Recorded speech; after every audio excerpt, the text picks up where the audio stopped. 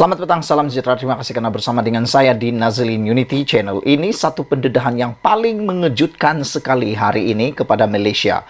Isu berkaitan dengan hutang Felda 80.3 bilion yang telah diselesaikan oleh pentadbiran Anwar Ibrahim, yang turut dikatakan oleh Muhyiddin dia pun selesaikan. Akhirnya ini pendedahan terkini yang Anda wajib share kepada semua orang, dan pastinya ia akan menggentarkan lagi Muhyiddin Yassin. Hari ini daripada Harapan Daily menulis, Setiausaha Sulit Kementerian ataupun bekas Ketua Setiausaha Sulit KSUSK kepada Tan Sri Muhyiddin Yassin, Datuk Marzuki Mohamad mengakui bekas Perdana Menteri itu tidak sempat menyediakan geran tahunan kepada Felda selepas melupuskan hutang peneroka. Saudara-saudara sekalian, dengan ini SUSK mengaku kesilapan Muhyiddin lupa bagi duit kepada Felda. Ini satu pendedahan yang luar biasa dan Anda pasti juga tertarik dengannya. Dengan kata lain, beliau berkata, bekas Ketua Setiausaha Sulit kepada Tan Sri Muhyiddin Yassin ini berkata, beliau mengakui bekas Perdana Menteri itu tidak sempat menyediakan geran tahunan kepada Felda. Dia orang kata Tan Sri Muhyiddin Yassin tak sign geran untuk Felda sebanyak RM990 juta setahun. Itulah kesilapan Tan Sri Muhyiddin Yassin, kata beliau. Lupus hutang peneroka tapi tak bagi duit kepada Felda. Ini satu pendedahan yang menarik perhatian kita semua. Mereka ni lupa kot, kata beliau. Selepas lupus hutang tahun 2021, maka geran tahunan kepada Felda paling awal pun bermula tahun 2022. Muhyiddin terpaksa berhenti pada tahun 2021 sebab digoncang oleh puak-puak depa. Macam mana Muhyiddin nak sediakan geran tahunan kepada Felda untuk tahun 2022, 2023 dan 2024 dan seterusnya? Kalau dia dah berhenti tahun 2021, katanya dalam satu hantaran di Facebooknya hari ini.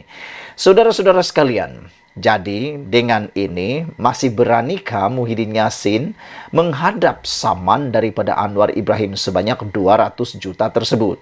Walau bagaimanapun, terkini yang kita temui ialah Muhyiddin Yassin mungkin akan meneruskan tindakan saman terhadap Anwar Ibrahim dan bersedia.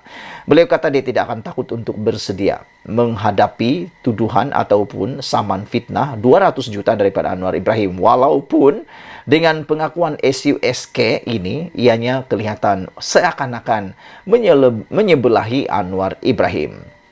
Dan menarik lagi, Muhyiddin pada waktu itu bukan Menteri Keuangan. Marzuki juga memberikan alasan Muhyiddin bukan Menteri Keuangan untuk menandatangani surat memberikan wang kepada Felda. Katanya, bukan Muhyiddin sepatutnya menyediakan keuangan untuk Felda, tetapi Menteri Keuangan. Satu lagi, yang nak sediakan geran tahunan kepada Felda ini ialah Kementerian Keuangan. Tan Sri Muhyiddin Yassin, Menteri Keuangan ke? Soal beliau lagi.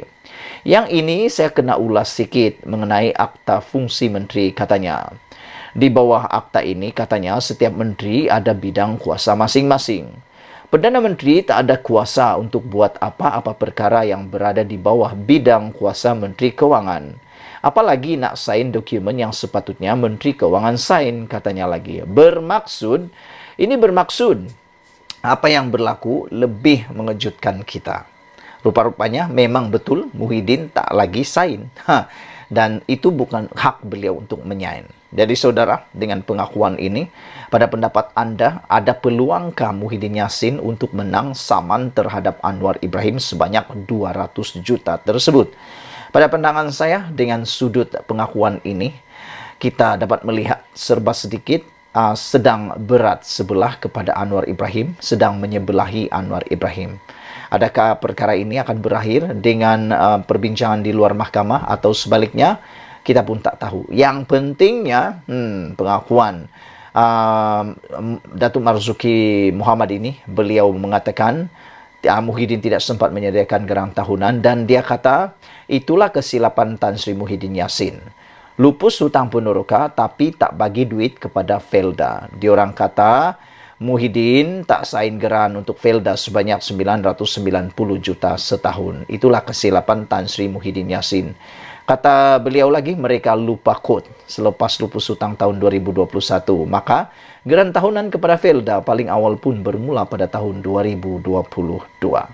Bukan salah Anwar Ibrahim, tapi mungkin salah mereka yang bersekongkol sehingga jatuh dan jatuh lagi kerajaan. Sekian dulu, ikuti terus ulasan selepas ini. Selamat malam, salam sejahtera. Terima kasih karena bersama dengan saya di Nazilin Unity Channel.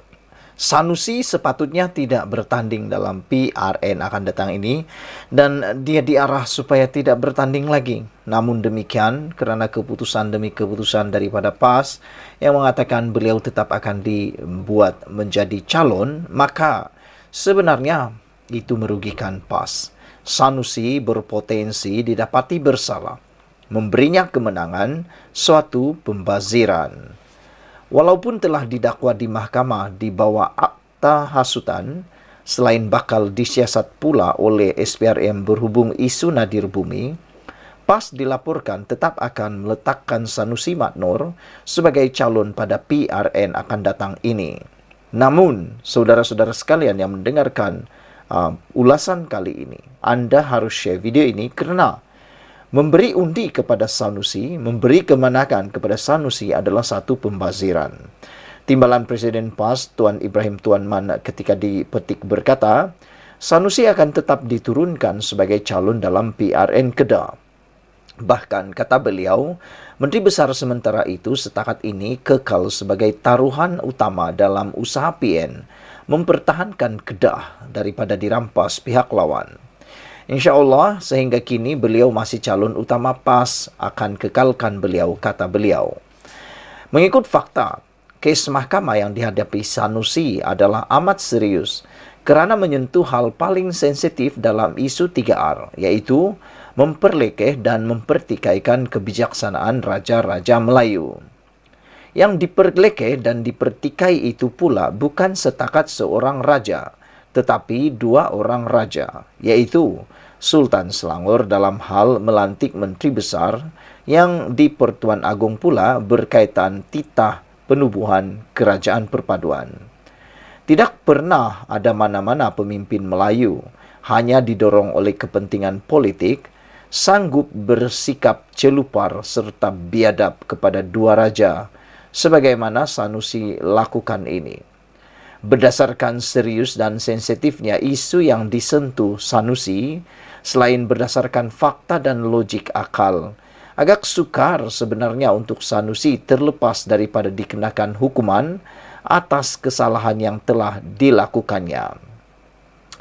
Kedua-dua pertuduhan dikenakan terhadapnya ialah mengikut Seksyen 4 dalam kurungan 1 kurungan E Akta Hasutan 1948 dan boleh dihukum mengikut Seksyen 4 dalam kurungan 1 Akta Sama yang buah hukuman denda sehingga RM 5.000 atau penjara maksimum 3 tahun atau kedua-duanya jika sabit kesalahan. Dalam hal ini, jika PAS Semenanjung menghormati atau menjunjung penghormatan yang tinggi kepada raja, langkah terbaik ialah mereka tidak meletakkan Sanusi sebagai calon dalam mana-mana pilihan raya sehingga kesnya selesai. Membenarkan lagi Sanusi bertanding hanya mengundang risiko lebih tinggi. Kerana jika menang dan kemudian didapati bersalah dan didenda melebihi RM2.000 oleh mahkamah, kedudukannya sebagai adun tergugur secara automatik. Selepas tergugur kedudukan sebagai adun, beliau sekaligus perlu meletakkan jawatan sebagai Menteri Besar Kedah. Pilihan selepas itu, satu pilihan raya kecil terpaksa diadakan semula. Tidakkah ini suatu pembaziran namanya? Untuk mengelakkan pembaziran masa, tenaga dan wang, berikutan pendirian PAS tetap juga mahu mengekalkan lagi Sanusi bertanding, kebijaksanaan kini terletak di tangan pengundi-pengundi Kedah. Amat terpuji jika Sanusi tidak lagi diberikan undi kemenangan. Sama ada dengan memberi peluang kepada parti lain, minta parti lain pula memerintah Kedah atau mengalahkannya sebagai adun, tetapi kekal memenangkan PAS, maka rakyat negeri itu akan beroleh menteri besar lain yang lebih berwibawa, tidak merapu dan tidak mencemar institusi raja seperti perlakuannya yang memalukan itu. Saudara-saudara sekalian, apa yang pentingnya kali ini ialah adakah Sanusi akan diberikan kemenangan yang membazirkan? Sila tinggalkan ucapan Anda, komen Anda dalam ruangan komen, tekan butang subscribe. Kita jumpa lagi. Bye-bye. Selamat petang, salam sejahtera. Terima kasih karena bersama dengan saya di Nazilin Unity Channel. Petang ini, Sanusi putar belit dua kenyataan berbeza. Saudara-saudara sekalian, Angkatan Muda Harapan menyifatkan Menteri Besar Kedah, Datuk Seri Muhammad Sanusi Maknur, melakukan dua kesalahan nyata dan jelas berhubung kes menghina Sultan Selangor, Sultan Sharafuddin Idris Shah. Ketuanya Daniel Al-Rashid Harun berkata, kesalahan pertama adalah kenyataan yang diucapkan oleh penyandang Dewan Undangan Negeri Dun Jenari itu yang menghina institusi kesultanan semasa berceramah di Selangor.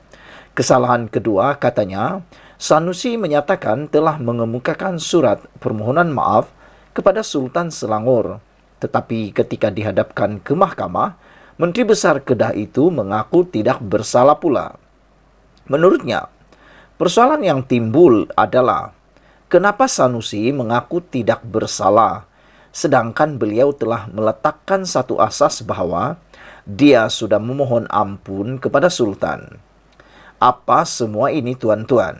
Kalau sudah mohon ampun, sepatutnya sudah dikira bersalah. Sebaliknya, Sanusi bertindak biadab sekali lagi di Mahkamah Session Selayang dengan mengaku tidak bersalah. Ini satu perkara yang kita semua, terutama anak-anak Selangor, tidak boleh terima. Katanya ketika berucap pada Himpunan Daulat Tuanku Pertahan Institusi Diraja yang dianjurkan Pemuda Barisan Nasional BN Selangor dan Pemuda Pakatan Harapan PH Selangor di Masjid Sultan Salahuddin Abdul Aziz Shah pada Jumaat. Perhimpunan tersebut disertai beberapa buah pertubuhan bukan kerajaan NGO Islam dan dihadiri lebih 100 penyokong. Hadir sama Ketua Pemuda UMNO Shah Alam Muhammad Hafiz Rahman.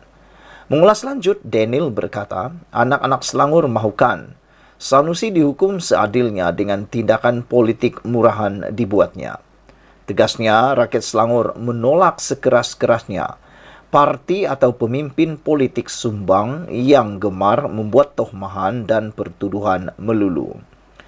Malah menurutnya, cacian yang dilemparkan ke atas Sultan Selangor adalah satu perbuatan melampau. Sementara itu, Daniel berkata, satu memorandum akan dihantar ke Istana Shah Alam Shah pada Isnin ini bagi menyatakan sokongan penuh kepada Sultan Selangor. Katanya, memorandum itu akan ditandatangani oleh pemimpin parti politik dan NGO yang menjunjung kasih kepada institusi Kesultanan Selangor.